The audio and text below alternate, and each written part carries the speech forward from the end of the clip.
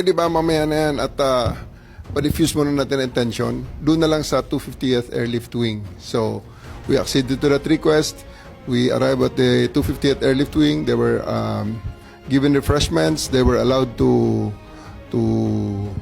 refresh. They were allowed to, para generally pababain lang ang tension ng lahat.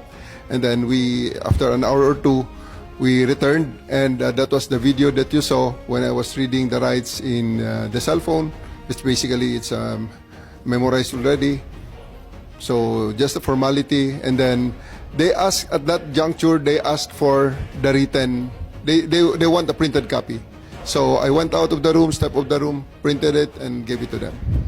Okay, yung printed copy, may allegation na redacted copy daw to. Hindi daw kumpleto, hindi daw buo.